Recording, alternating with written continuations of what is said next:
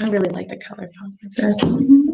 The next room, when we add another office, it's gonna be Good blue color. morning, good morning, good morning. Welcome Hey! to the Mona Lisa Monroe Morning Show. Grab your coffee and your tea, hunty, because we have a lot to talk about. First of all, before we get started, I want to give a shout out to a few companies that have given me love. First off, I want to give a shout out to Crystal Gates. She was my t-shirt maker. Thank you so very much. I want to give a shout out to Tanisha Taylor, my yoga instructor, my yoga guru. You guys rock. Thank you so much, so very, very much.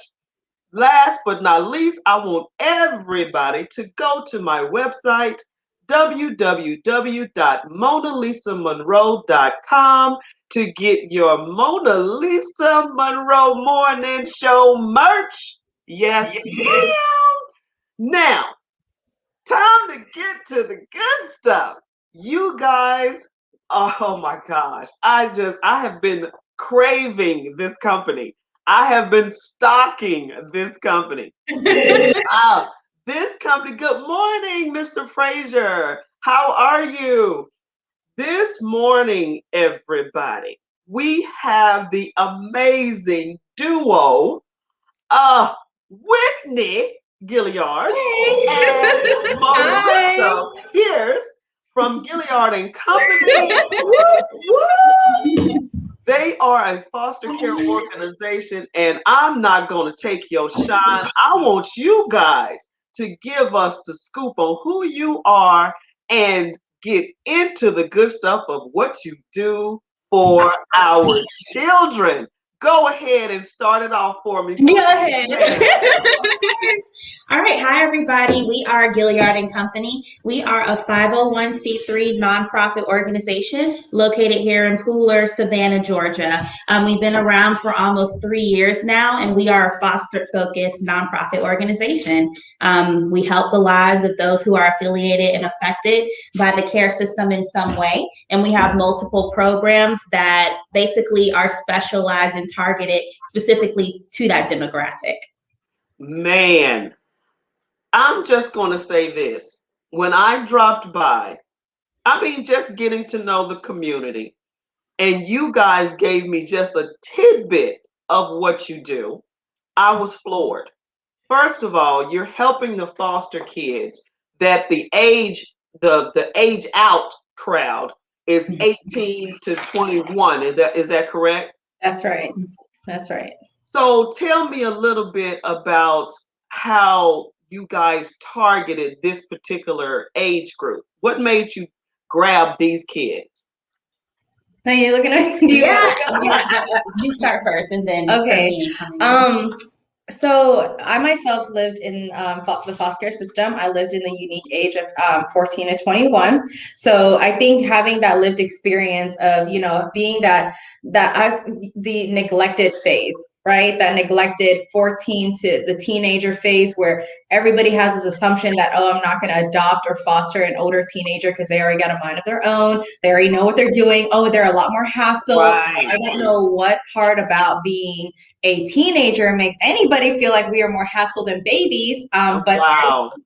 Because we walk and we talk and we have our own opinions, but not to excuse the need of just any other age groups, but particularly younger children in the system get fostered, reunified home, and adopted sooner, whereas older teenagers linger in the system a lot longer. So while little ones come in more frequently, because they can't talk, they can't advocate for themselves, so abuse happens to them at a more frequent rate.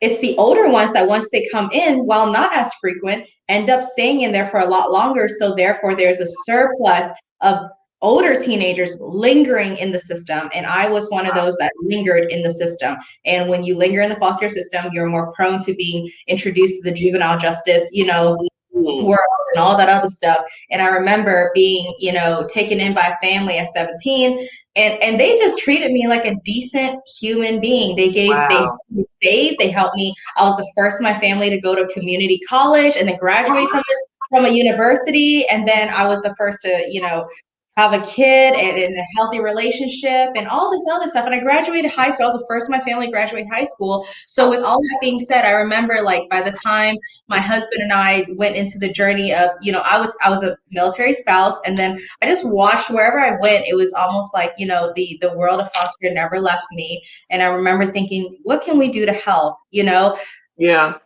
I think the most prominent thing we can do to help is permanent change. And the best permanent change is, we're all adults here, right? We need housing, we need money, we need food, we need a job. And I just figured what we can do is be that stable, supportive infrastructure in these young adults' lives, and let's provide housing. So that's what we wanted. And then you want to tap into that a little bit? Wow. If a child isn't necessarily either fostered or adopted or found their forever family by the age of 9, then they're just going to remain in the system and cycle out, whether that's aging out at the age of 18, or if they do decide to extend their time in care with programs such as ours, where they can go be in the system still from 18 to 21. But it's just already, when you see commercials and when you see movies, it's more so geared towards younger. When you're thinking about, oh man, I have some baby clothes that I want to donate, and I want to think of a good cause, and you would, donate it to DFACS or to other agencies and other services, but it's always small. My kids have grown out of their clothes, but the ones who are in there, who are in need the most, they're 18 years old. They have the same body type as us. They, they're just as large and same needs, size, shoes, 12s, all of those things. It's not just the kids. So for me specifically, when I was just volunteering for Gilliard and Company, we went into this huge donation. You started out volunteering? I did. I started off as a volunteer, completely unaware that foster care was right in my backyard, that I grew up knowing individuals that were in care and had no idea whatsoever. It just really brought home that at any circumstance, anyone is only one mishap, unfortunate situation, circumstance away from being affiliated in some way or form by the care system. But on our day of volunteering, we had donations, and we went to this room in DFACS, and it's a huge room, almost as large as the size of our office. And it was just filled with more or less just junk. Oh my God. Just junk. And things where it's like, I want to donate and give this to Goodwill. If you didn't think it was good enough for you to keep, what makes you think that someone else would want it? You would see shoes, and it would be for young ladies. There were stilettos. There were 9-inch heels. What are they going to do with that? It was just a throwaway room, honestly. And so we're like, this, we definitely have to target this demographic that's not being represented.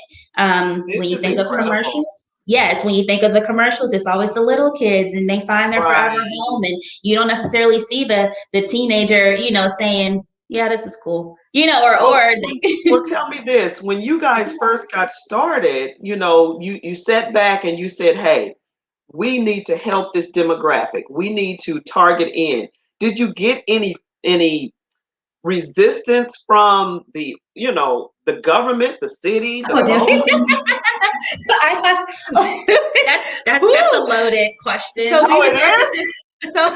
So when we started this off, I actually worked as a national project manager for a foster care agency that targeted a very unique demographic. It was not foster care in the system. It was the 20-year-olds, the 30-year-olds, the 40-year-olds, former youth in care, and helping them.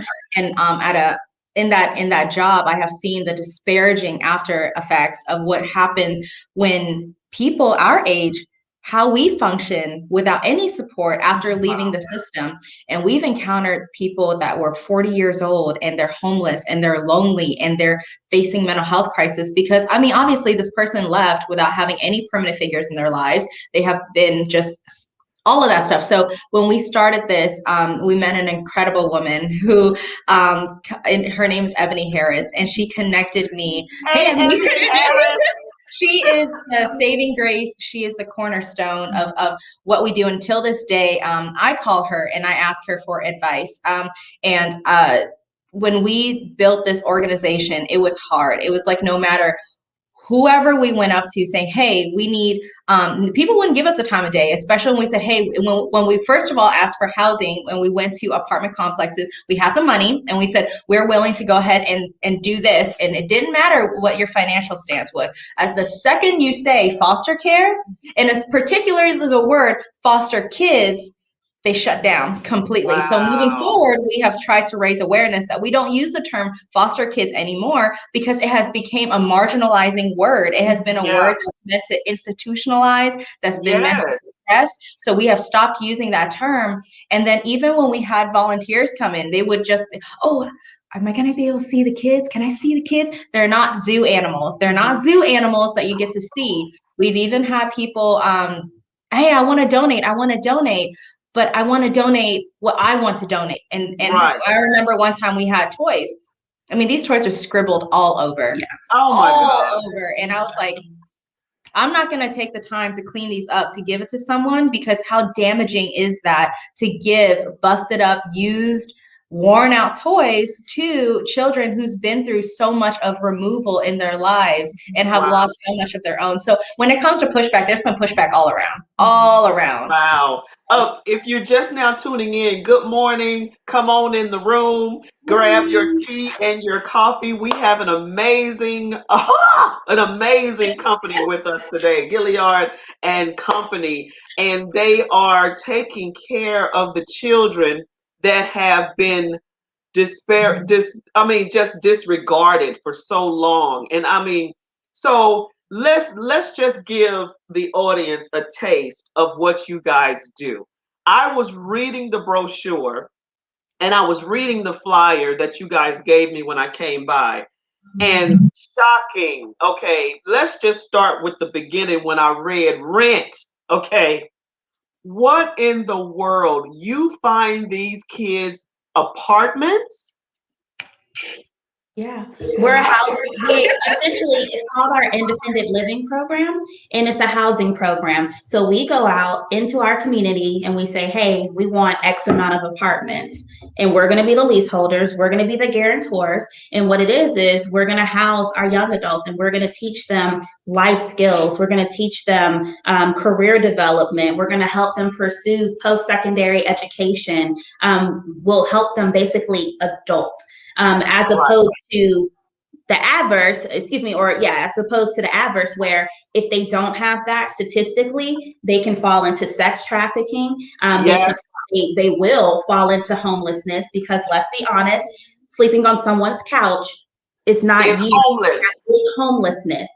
Couch hopping, surfing, if you do not have a space of your own and it's in your name, you are homeless. Yes, you can rely on family, and sometimes it's family, but at any given notice, if you're able to be kicked out and you don't have anywhere to go, that is homelessness. But we're fighting homelessness, we're fighting sex trafficking, we're fighting substance abuse, just those things that very well can come, incarceration, all of those things, if they don't have a stable place to figure out life after care. So in our independent living program, we provide rent for them. We provide groceries. Okay. Whoa. Okay. So not only do they have an apartment, okay, you guys provide grocery. Thank you so much, Miss Moore. Aren't they amazing? we have not even, my gosh. Okay. Yes, Tia, it is beautiful. Okay. Not only are they providing children 18 to 21 with a place, they're offering them groceries. They're giving, you guys are paying the utilities for how long? Until they're 21. Until they're 21. So they don't have to worry about anything. It's an opportunity for them to learn financial literacy and to stack their money. There is a part in the program where after a year and a half or 2 years, they can start paying rent. But what we do is save that for them so that when they do turn 21 and have to graduate from the program, it's a nest egg that we give back to them. What? This is insane. Oh my gosh. Okay, so let me be, I don't want to say the devil's advocate because I can't stand the devil, But let me be the inquiring minds want to know. So how are you guys different from, let's say, Section 8 housing, food stamps, the government SNAP programs, and all of that kind of stuff? How are you guys different from that? If I can speak on that, one of the things that's very different is that one, we are privately owned. So this is our family's organization, the Gilliard's Families Organization. And what we do before anything else, when the first scope is making sure that our young adults are living in a normalized setting. So Section 8 housing, while it is appropriate for those who are adults who can comprehend what's going on and that they have actively sought out Section 8 housing, on our end, what we do is these are, even though they're young adults, their mind, their brain, the way that the development works, they are children. They are young teenagers at the end of the day. So we put them in a housing that is actually in payment scale and everything. And Marissa has a background as a community manager, so she can emphasize on this housing structure. But it's a little bit more. I would say it's not affordable housing. It's not Section 8 housing. It's not the welfare system. The incentive at the end of the day is that if our young adults, and I can say this being that I came from the system, one of the biggest things we emphasize is if you do not try, or that I emphasize, I'm Miss Whitney, the bad cop, and I tell them this is the great race. Once they come into program, this is the great race, because when children are born, just like my son, he is 6 years old, we are teaching our children how to survive in a world without us one day, right? Right. Our young adults have not had that raise and rearing at all. They have not had that. And we are catching them right at 18, just like this, scooping them under. And now we are suddenly in a 3-year span teaching them how to live in a world without us being there for them. Wow. After they have already grasped the fact that they are going to be in a world without their parents. This is after the fact. So in terms of making sure they live in a safe housing, we do all screenings and background checks. We don't just do handouts. This is something that we oblige to the government contract that we are under. We make sure that they are doing what they're supposed to do. You do not just immediately maintain in our housing for bare minimum standards. We actually have quality standards that make sure that you go above and beyond. If you do not save, if you do not work, if you do not do any of these things, then unfortunately we cannot help you. That is a desire that after we have instilled in you for 3 years, if there is no personal initiation on doing that, then we can't save everybody. And we make that very clear as well. They have to put in the work. Okay, wow. Okay, Tanya, so many youth are asked to leave their home with parents. Will they be a candidate for this program?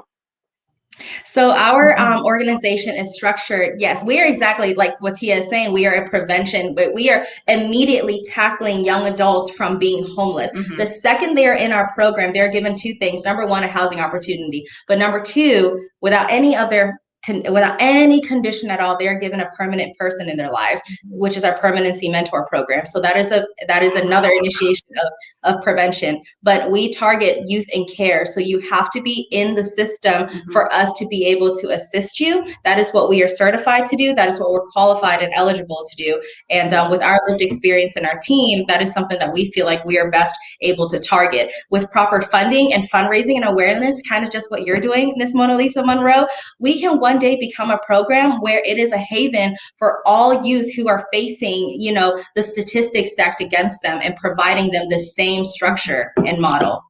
I'm telling you, you ladies, and for this to be March, we are celebrating women. I'm talking about you ladies. I love you. I love what you're doing. I love you too.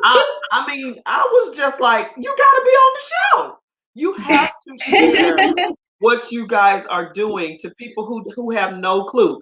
So once again, these are, I hate to use the term foster care now because you've educated me. Youth in care. They're youth in care. Youth in care. So these person before circumstance, right? Child in care, youth in care, teenager in care, young adult in care.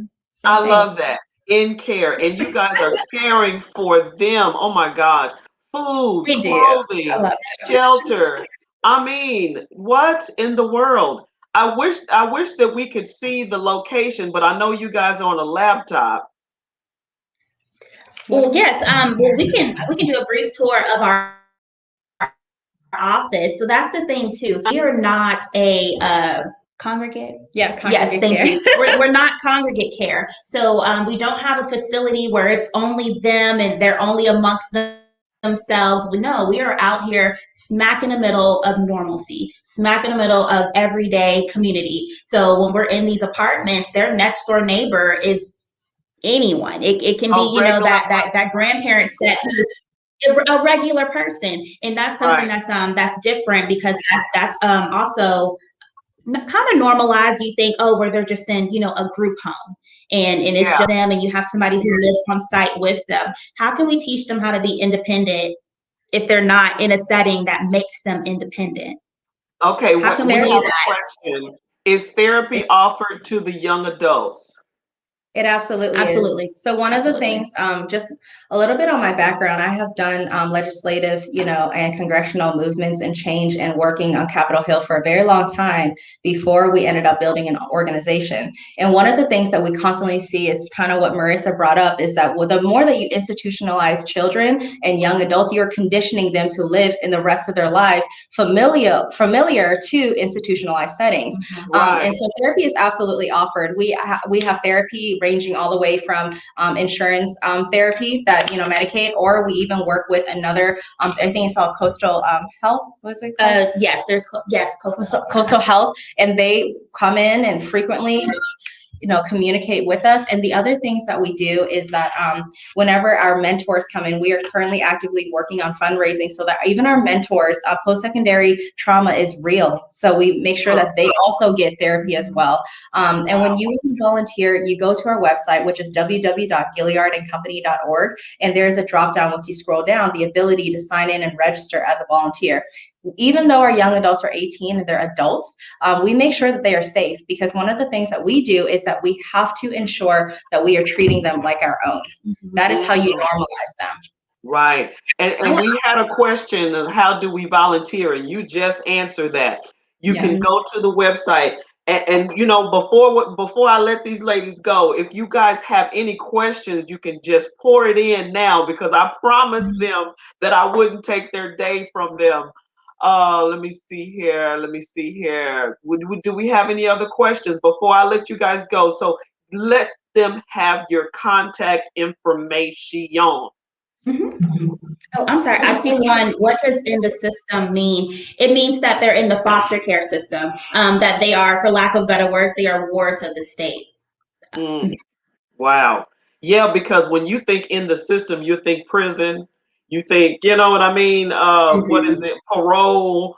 And that's pretty much like we were stating where the children go after these episodes. And I mean, just to think what they've been going through. I mean, you know, because you've been through it. But I know everybody knows somebody that used to be in the foster care system.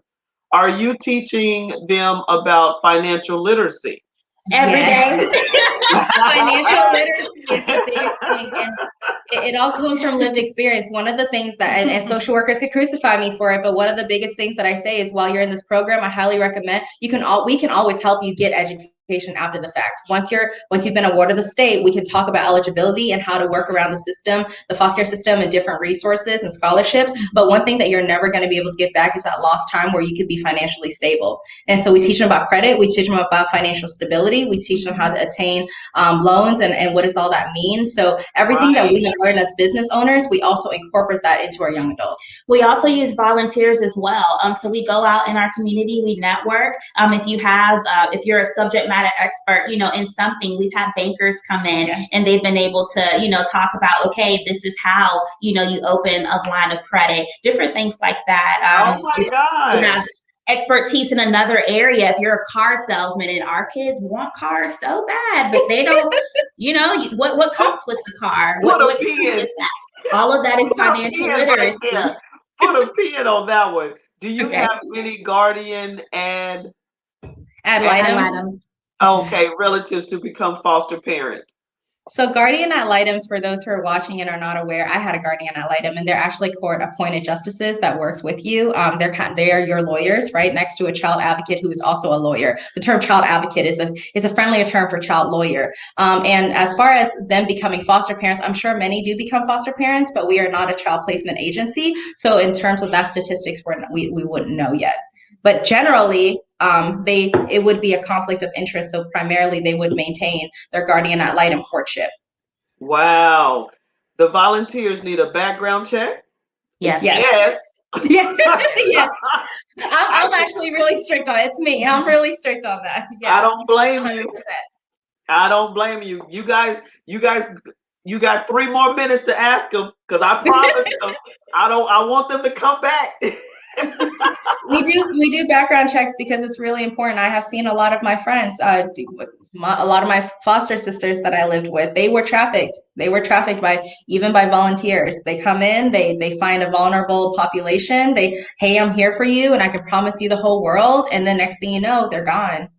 They're gone. And you won't see them. I've lived in group homes where we had several units, and the largest capacity would be 18, 20 years old. 20 girls, and we're all young girls, and unfortunately, nonprofits rely on the kindness of volunteers. So that's why we are very strict in our volunteer process. We do a lot of screening, and one of which would require you to come in so we can see you as well. Mm-hmm. I got to be able to look into the white of your eyes. I got to be able to do that. I need to do this right here to make sure, because you read in the news about the Boy Scouts and I'm like going, good gracious alive. Yes. You would trust your child and the Boy Scout system, and then look at that mess. So yeah. Oh my gosh. Okay, you ladies, look. Let them have the phone number, the email, the website, the location, whatever you got. I'm giving you guys the floor. Let everybody know how to get in touch with you. Okay. We are Gilliard and Company. You can check us out on all social media platforms. It's Gilliard and Company, which is GILLIARD, and spelled out company, spelled out. The website is www.gilliardandcompany.org. Awesome. Yes. Do you want the telephone number? If you guys want to give it. Our telephone number is 912-348-2592. And email is info at gilliardandcompany.org. Awesome. You ladies, I'm telling you, when you have any type of event, any type of anything, let me know, and I will be there with my cameras. I'm telling you, I love it. Oh, we got a question. What is the process to transition from being a foster parent to adopt? So this is outside of Gilliard and Company, but I can tell you because of the work that I do, to become a foster parent to adopt, essentially on your application process, to become a foster to adopt foster parent, that is a whole category. You must, number one, put that in your application. You must communicate that, whether it's a private sector agency or you're going through the division, which is the Public Division of Family and Social Services. When you do that, you must be able to communicate them that I am solely coming in to foster to adopt. But I will say, the primary purpose of foster care is reunification, and it is becoming very hard for parents to just come in to adopt, because we're starting to see that with more therapeutic services and resources offered, the very parents who may not have made a good decision in the first place can change and make the best decisions for their children afterwards. So that's what I would say. Wow. Savannah State University Educational Talent Search Program is a free college prep program. We love the sports program in Savannah State. We love you, Jacqueline, always. You guys are awesome. Oh, so you guys already connect with them? Yes, we already connected with Savannah State. But the thing about our independent living program, they've already graduated high school. Mm-hmm. In order to come into the program, you have to have a high school diploma or have a GED. Okay. Yeah. And once again, folks, they're not a foster care, adoption agency. They basically help the children or the young adults from 18 to 21. Where did the name come from of the company? Long story short, I got in a car accident when I was in the system, and when I was in that car accident, I couldn't walk, and I couldn't walk. I broke my spine and my leg. My husband came in, and his last name was Gilliard, right? And that's what I married into. And I said, well, this is kind of like Oliver and Company because I had to depend on people to help me wash, to walk, to all these things. And I said that Wow. was kind of like Gilliard and Company, but except it was kind of like Oliver and Company, except it's like Gilliard and Company. So may we forever be in company of those around us to help with our mission. I That's kind love of it. I love it. I thought I saw another question before I'm hijacking you ladies. Hold on. It's okay. It's actually okay. You're fine. You're fine. It's okay. Okay, thanks for letting me know that. Okay, so somebody is thanking you to letting them know about the You Savannah State University. How long do you track the kids after they complete the program? What a good question, Ronnie. Thanks. Yes. So if a young adult, there's three ways that they can leave our program. The first is the yes, you did it, is that they graduate, and meaning that they went from the time they came with us, they worked their case plan, they saved their money, they actively participated in the program, and now it's time that they're 21 and they have successfully transitioned out. The other way that they can go out is if they voluntarily sign out. So it's an agreement if they want to extend their time in care. So just because they enter into our program and the intent is for them to be with us from 18 to 21, say when they turn 20, they're like, you know what? I got it, y'all. I'm ready to fly the coop. They can absolutely do that. Really? They can absolutely do that. We can't force them. Neither do we want to. At some point, they are That's our success rate. That's our success rate. And So, they say, you know what, I'm ready. And then so the third is that they are not working the program and they're not, doing the things that they're supposed to under their contract. And then they have to exit the program. okay, so you guys been doing this for how long? The program, our first young adult was 2019, so it's coming on 2 years. One of Okay, the, so I'm sorry, Miss Mona Lisa. To kind of tap into that question that uh-huh. the individual asked, we do a 3-point touch system. So Yes. it's 3 months after they leave that we follow up with them, read them their rights, make sure they know their rights. And then it's 6 months afterwards to make sure that if they consider coming back, that we just to let them know you can always come back. There's no bridges burned. And then a year after that to follow up with them. So we're not harassing them back to back. So we do a 3-point touch system with them. And because of that 3-point touch system, our young adults who have left still contact us. So I'm sorry. Wow. I just wanted to answer No, that. no, because It's a loaded that question. was great. That was Mhm. great because okay, so how many have like basically left the program, they're successful, and Mhm.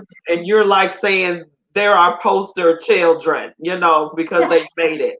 So we opened our first home July of 2019, and to date we have currently housed 11 young adults, and 9 of them are still with us. So we have 9 right now. The 2 that have left, one of them, she's doing very, very well, very well. And we're really, really proud of her. Hey, Destiny. It's my baby girl. We got you going. We love her so much. Yes, we do. Okay. And then the other young adult, we love you too, just the same, just the same. Awesome. There. So, and those they're ours. We love them. And so yes, that's the fine print. 3 months, 6 months, a year, but we're forever in their lives, and they know that. And when they leave, there's something called a permanency pact, and we sign that with them. Whether they had to exit out for whatever reason, or if they chose to leave themselves, we sign that, and it says that at any point in your life, contact us. We are here for you. We're to help you, and to still provide resources. You can never have enough. You can never have enough people Yes, who cheering love you on. who Yeah. love you. No, We got we're making it official. It's an alternative to adoption. So if you aren't able to adopt, but you're looking for, someone who you can be in their life and instill, your knowledge, your love, affection, all of that, then become a permanency mentor. That's another way to do it. They won't live with you, but they will always know, you know what, I can reach out to them. I'm telling you. Oh, we got another question here. Mhm. Do you have LBGTQ kids, and is it harder to help them on the right path? So, so yes, we do. We don't discriminate in our organization at all, first and foremost. And LGBTQ young adults, I can say if you are a Black youth in the Division of Family and Social Services, if you're a ward of the state, it's much harder for you to get adopted and fostered. Your adoption is cheaper, if I can say that.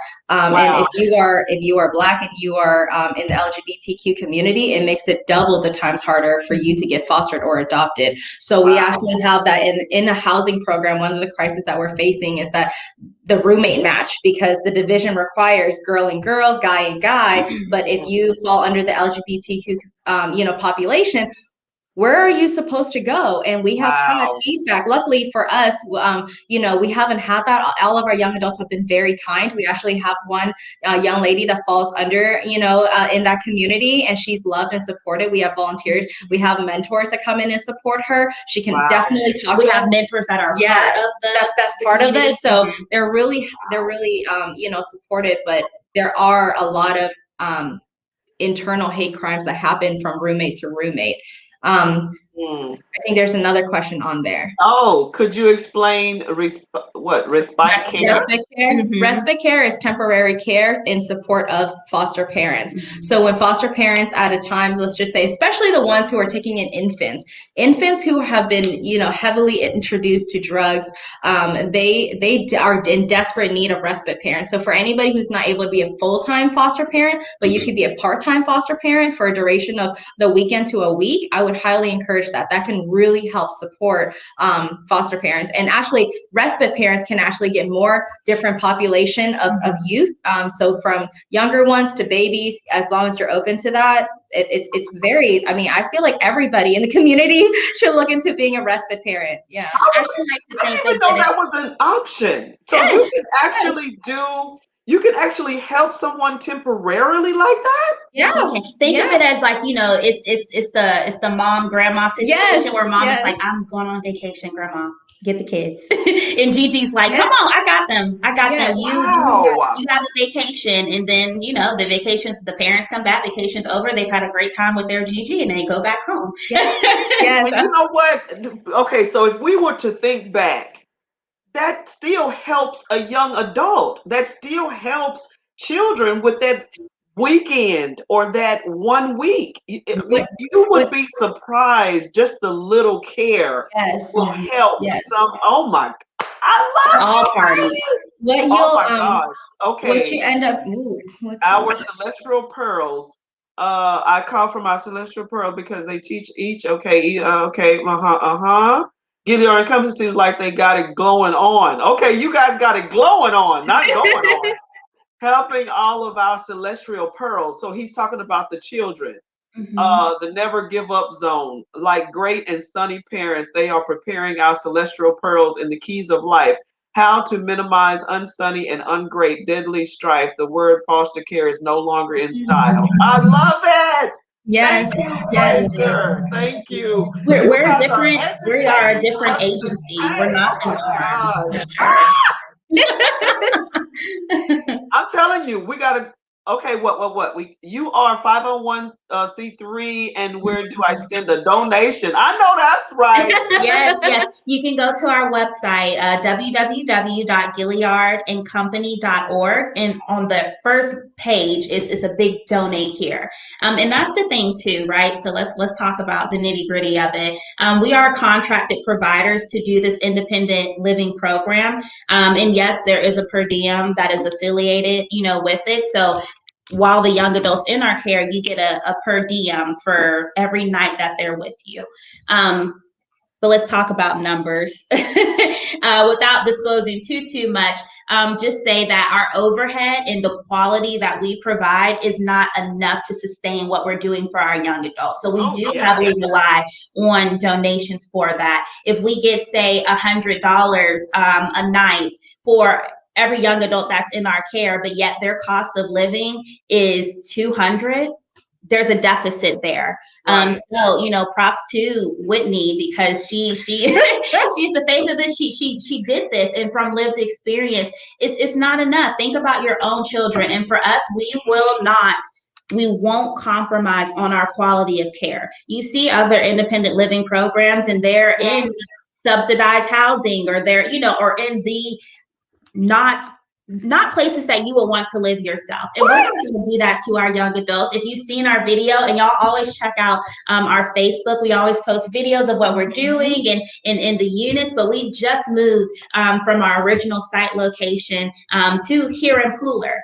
They deserve to be here in Pooler. Why wouldn't they deserve to be here in Pooler? Why do they have to be in some not, right. It's just not as good quality. Mm-hmm. So tell me this. You guys not only work on donations, you have the governmental aspect of it. And do you have any partners, sponsors, investors? Can you be either of those for you? Yes. So our lights need to stay on for our young adults. And actually, one of the most powerful people in our organization and in this mission that we absolutely love to recognize and bring together, and they end up being the powerhouse with other large donors, are our monetary sponsors, our monthly donors. Mm-hmm. They're the ones that are keeping these electricity bills paid. Yeah. They're the ones that's helping with the groceries. And when we talk about, the incredible support of, they also help with groceries, because that falls into food insecurity that our children have faced. Mm-hmm. Our young adults have faced food insecurity. So actually, when they become an adult, when you give them enough to eat and they learn proper dieting, they live a healthier lifestyle, and they don't ever have to scrummage around and get bits and pieces of here and there. So if people are able to go ahead and become, donors and sponsors and investors into our organization, you guys are the ones that become the power players in what we do. And you guys are intricately in our team and receive updates. And I am the one that communicates with you all to make sure, hey, this is where we're tracking at. This is the trajectory. This is where we're moving. This is the development plan. Mm-hmm. So. Wow. Well, you just put me on the team. I just want to be on the team. Thank you. And think about it. Your own children, they grow. You buy a pair of shoes. Our own children. I just bought 3 pairs of shoes. I have three kids, and we just bought 3 pairs of shoes last month. And two of my children, they've already outgrown it. When you have an annual clothing stipend for our young adults of only $400. Yeah. We need donations, because our young adults they're big boys, and our girls they grow too. Yeah. It's not enough. It's not enough for good quality of care, and we are not going to compromise on that. Do you guys accept clothing, shoes, or you? I'm thinking you would prefer some cash, but I'm just putting it out there.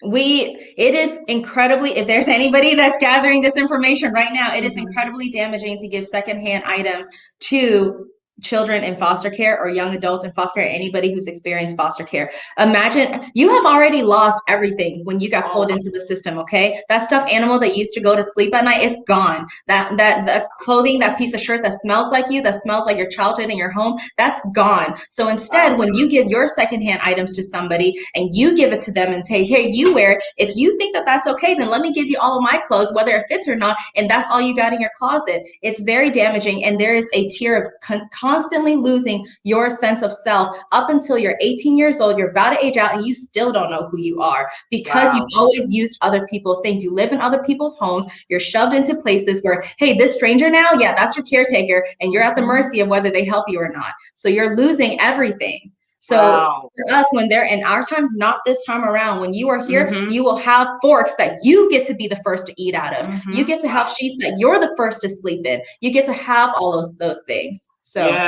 that's why it's very important. I suggest MonaLisa should volunteer. We're making her. You better believe I want to be in their corner 100%, no doubt. Thanks for your extremely great and sunny enthusiasm, which adds enrichment to my life. Don't y'all tell on me.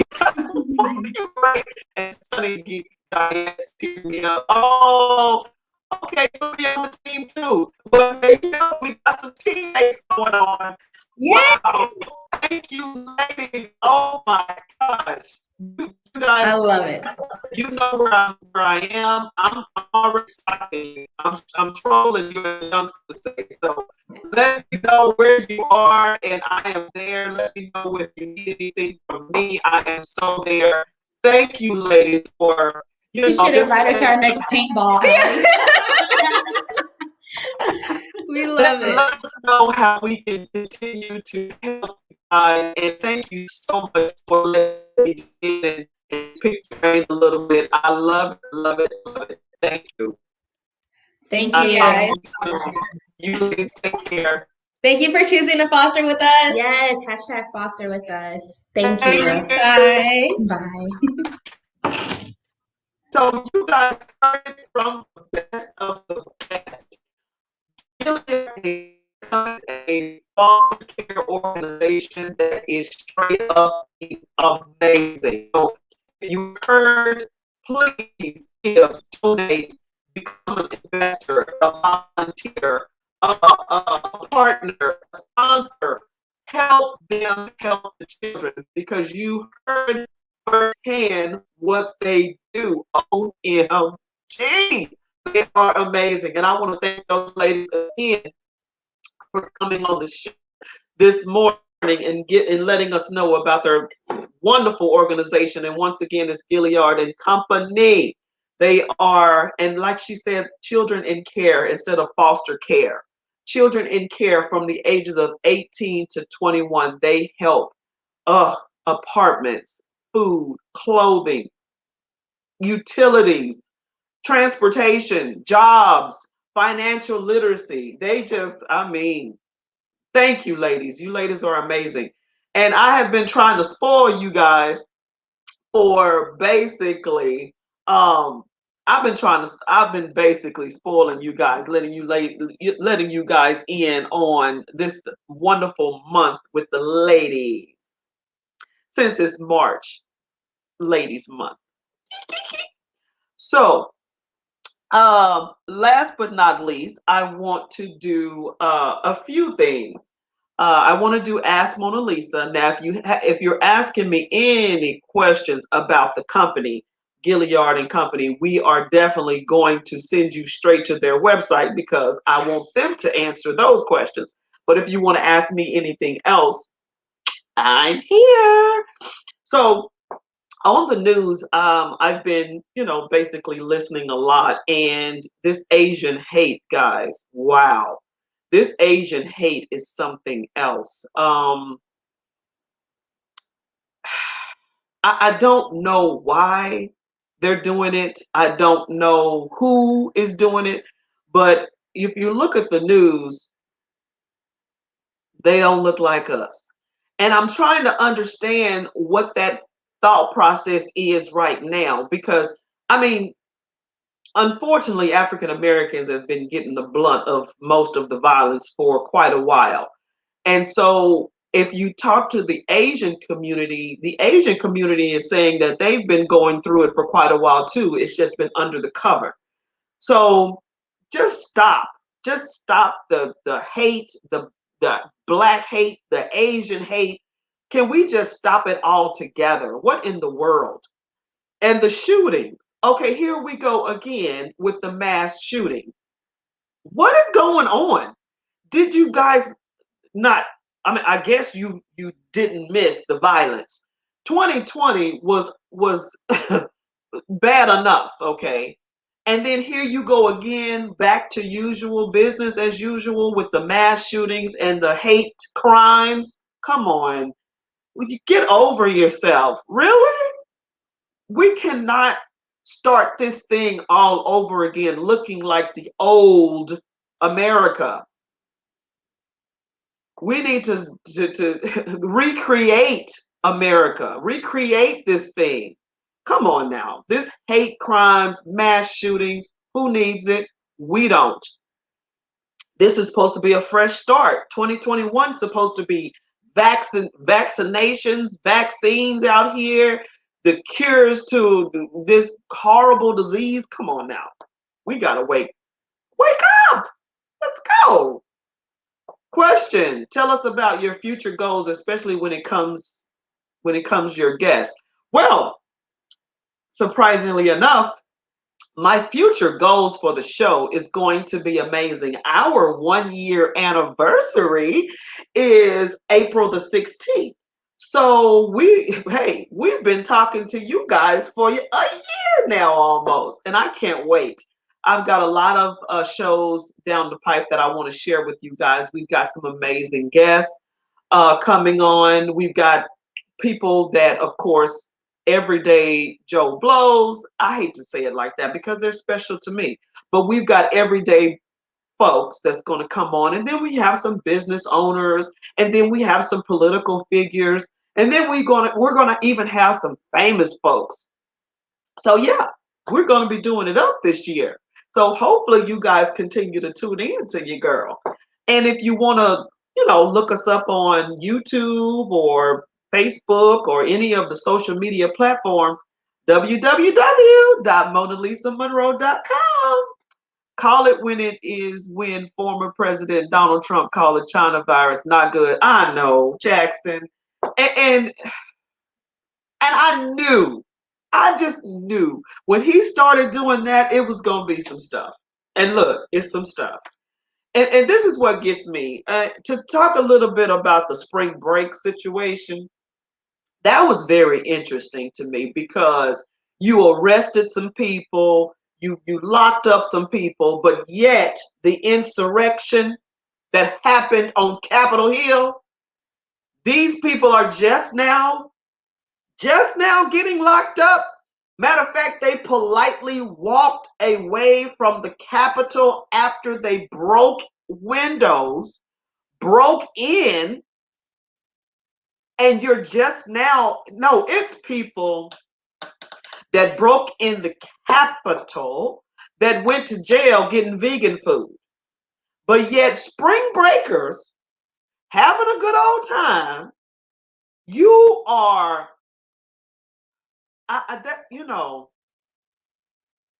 those scales just aren't balancing. They're just not. The insurrection was on Capitol ground, and you did more arresting during the spring break in Miami, Florida. I mean, it's just, I just sat back and I was watching that on the news and I was like, you got to be kidding me. You got to be kidding me. I mean, I'm surprised that they didn't use tear gas. And maybe they did. I don't know because I had to turn. Because I'm just not understanding how you can do the most on spring breakers, but yet the insurrection, you let them walk away from tearing up the Capitol and whatever else they did inside the Capitol. Matter of fact, some of them stole the merchandise, laptops, and you're getting vegan food in jail. Okay, that's woo, today it was something else today. So I just, I didn't want to go down that road because, yeah. Woosah. So we're still talking about Ask Mona Lisa. So you can ask me anything. Just don't ask me about the spring break situation. No, I'm playing. You can ask me. But so I did watch that. The spring break situation, what was it? The Asian hate, and what was it? It was something else. Oh yeah, the movies. Have y'all noticed that the movies and the TV series all are? I'm talking about African American strong up in here. I'm like, wow. Aretha. Who saw the Aretha Franklin special, the series, the first one? Genius Aretha Franklin, I think is what it's called. But man, oh man, I love the actress playing Aretha Franklin. I love her because I loved her in Harriet Tubman. But lately, I mean, I'm like, wow, we are on the TV for real. Nice, very nice. So congratulations on that wonderful performance of Aretha and your voice. Oh my gosh. She got Aretha down. Believe that. And you know, I saw the Whitney Houston special and all that, and I just wish they would have thought a little longer about that process. You know, think a little hard about a person that maybe could sound more like Whitney. But anyway, that's just me. Me and my little persnickety, as my husband would say. Oh yeah, so yeah, we didn't have a ask MonaLisa and Gary today, but you know, I'm curious to know what you guys think about that little section of the show, that little last 5 minutes. Let me know if you continue. I've been trying to pull him, but he's like, "This is your show. This is your show." Thank you, honey. He's so supportive. So the last couple of minutes, I want to just once again lead you guys to my website, www.monalisamonroe.com. We have merchandise, not just cups. We have t-shirts, we have tote bags, we've got it all. Just go to the website, support your girl, MonaLisa Monroe Morning Show. I really thank you for that. We're on all the social media platforms. Look us up. Click, like, and share all things relevant. You will see me every time I pop up. All things relevant media. Like, click, and share. Thank you for tuning in this morning, celebrating our wonderful guest, Whitney Gilliard, Marissa Pierce from Gilliard and Company. Once again, they support children in care, 18 to 21. Hey, Mike, I'm free if Gary isn't around. I might bring you on the show, Mike. How would you feel about that if I brought you on? Good morning, everybody that tuned in. Oh my goodness. Thank you. Thank you for tuning in to the show every Thursday morning at 10 Eastern Time or 9 Central if you're in the area. Texas, whoop, whoop, anywhere Central. I am in your kitchen, your living room, wherever at 9. And Eastern, I'm in your kitchen, living room, or wherever at 10 o'clock. So thank you so much. Our guest today was Gilliard and Company. Thank you, ladies, for giving us the scoop on your awesome organization. Thank you, thank you, thank you. And thank you, everybody, for tuning in today. I really appreciate that. Thank you for supporting me. Thank you for going to my website, www.monalisamonroe.com. See you next Thursday. Can't wait. Take care. Bye-bye.